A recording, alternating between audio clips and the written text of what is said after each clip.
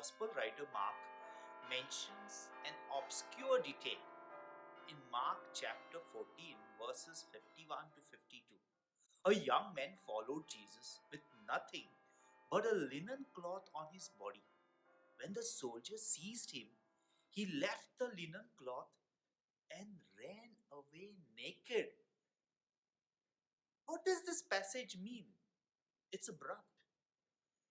The event disrupts the flow of the passion narrative of Jesus.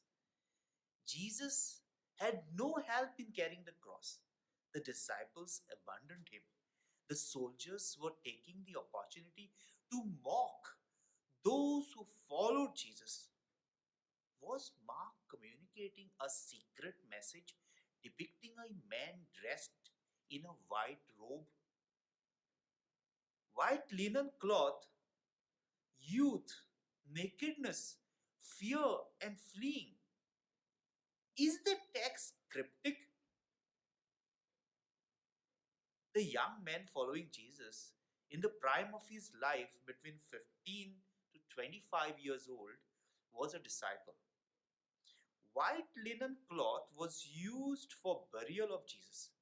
Now, Mark points out a man dressed in white proclaiming the resurrection to the women at the tomb. It's not an angel. The motif of white cloth expresses transformation from death and rebirth of humanity. Mark emphasizes the details of the clothing.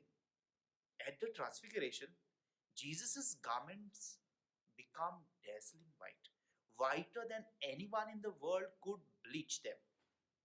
The high priest tore his clothes after listening about the Son of Man coming in glory. It's mysterious. It's not news reporting. A young man dressed in linen, but the event has a broader significance with an explicit reference to nakedness. Mark connects the young man who fled naked to the young man wearing a white robe to announce Jesus' resurrection. It's like rebirth of humanity that was naked due to sin. The image of a naked man fleeing is replaced with restoration at the tomb. The young man is not just resuming his earlier life, his life is now made new.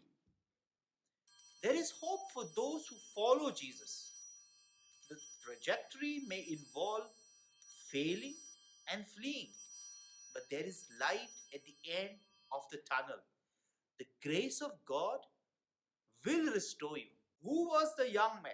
Scholars agree that it was Mark himself, the gospel writer, as no other gospel writers mention it. It is like Mark adding his signature in the text. But it is also communicating reverse discipleship.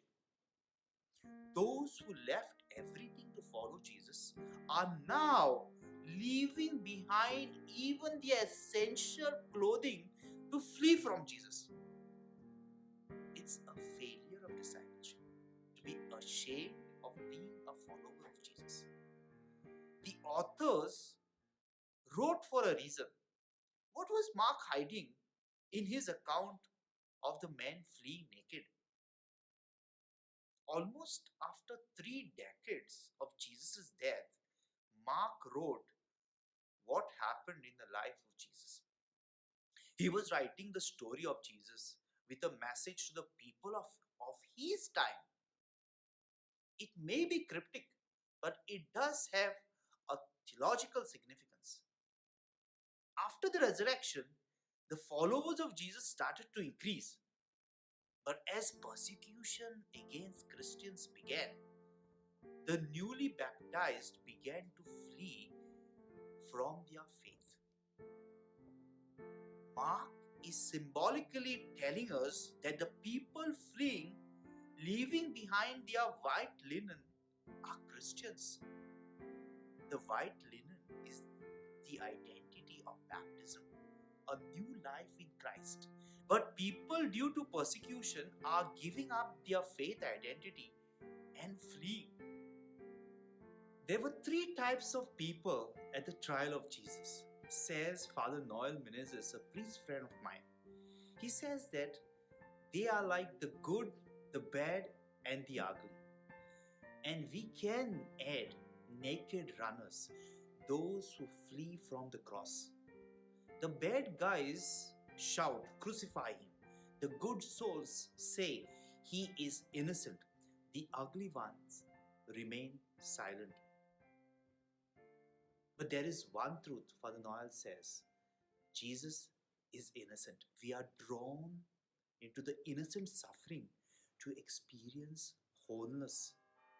People fleeing God may be closer to experience Him, like the young men in the Gospel of Mark.